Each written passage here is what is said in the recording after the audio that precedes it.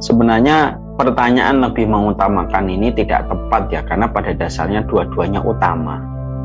Karena dua perkara ini tidak perlu kita benturkan. Ini yang pertama yang kita harus paham.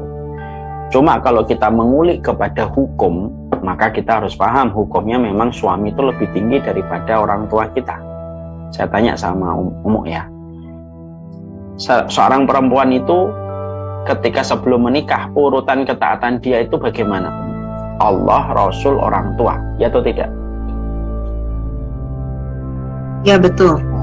Allah, Rasul, orang tua. Iya. Ya. Kalau dia sudah menikah, berarti urutannya adalah Allah, Rasul, suami, orang tua. Betul atau tidak? Iya betul. Suami jadi nomor 1. Nomor 3. Ya. Perkara ini sudah kita sepakati, sepakat. Banyak nggak wanita yang sudah tahu ini? Sudah banyak yang paham. Realisasinya yang susah. Karena menempatkan suami itu lebih tinggi daripada orang tua itu tidak gampang. Iya.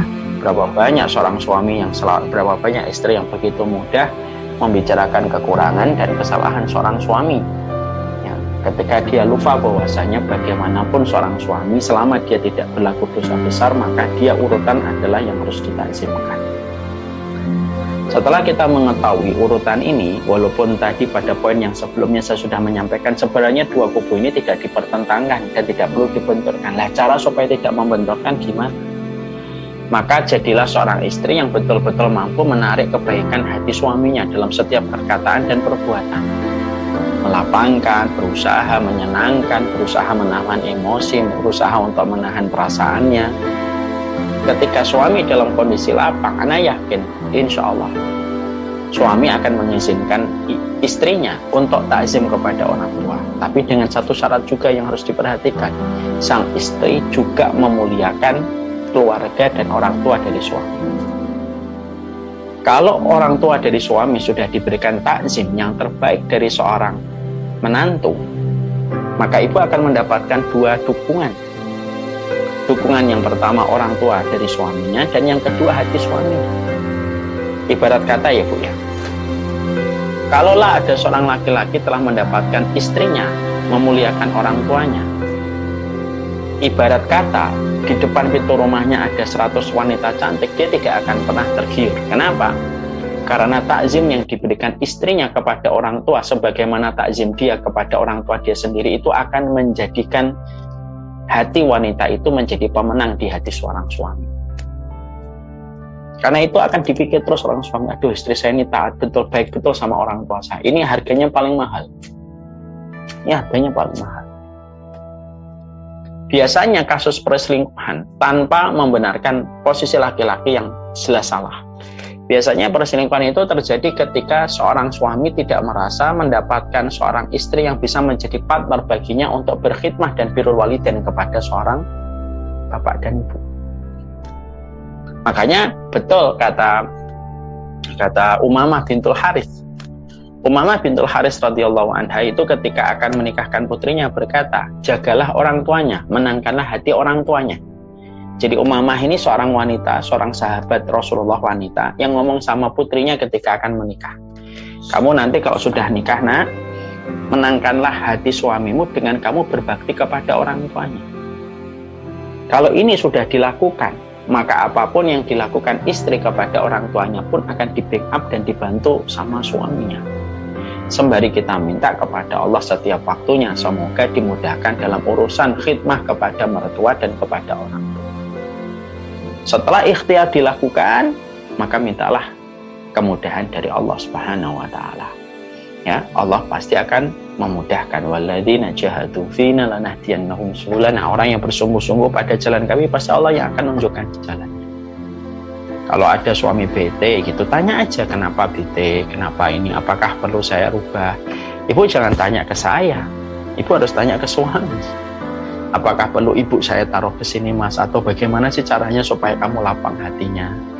Diucapkan pada saat-saat yang tepat dan kondisi yang kondusif. Ketika dia sedang lega, ketika sedang ketawa, diajak ngobrol bahasanya yang lembut. Banyak istri yang suka berkata gini, maaf ya, suami saya itu nggak pernah mendengar saya. Banyak itu ustadz yang kadang-kadang ketika ditanya gitu langsung menjelaskan panjang lebar tentang kesalahan suami yang semacam itu. tanpa menilik terkadang caranya istri ketika bicara kepada suami itu tanpa diperhatikan gitu. Yang akhirnya istri itu ternyata pas ngomongnya ndak menyikapi dengan takzim, ngomongnya ndak hormat, ngomongnya nggak ada kasih sayang.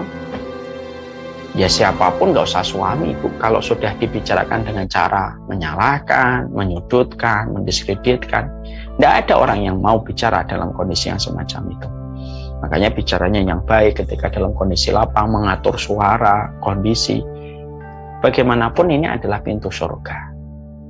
Kecuali kepada yang mereka itu berlaku dosa-dosa besar dan membatalkan keislaman. Ngomong yang baik, bicara yang ma'ruf kepada mereka. Saya yakin insya Allah kelembutan itu akan menyertai segala sesuatu. La inna rifqa la yakunu fi syai'in illa zanahu. Tidaklah satu kelembutan kalau sudah menyertai segala sesuatu akan menghiasi perbuatan itu. Itu sudah jelas. Jadi kalau ada istri ngomong, suami saya tidak pernah dengar saya. Nah, dibedah dulu, di breakdown dulu nih masalah ini. Benar nggak? Atau memang suaminya yang bejat, memang nggak pernah dengar suara istrinya? Ataukah istrinya yang tidak pernah tahu cara berkomunikasi dengan seorang suami? Ini loh salah satu di antara materi dasar kuliah pernikahan itu adalah sang suami harus tahu bagaimana cara mengatur dirinya menjadi qawwam, dan istri harus tahu cara dirinya bagaimana menjadi muti, perempuan yang taat. Salah satunya itu apa? Yang ngatur cara membicarakan.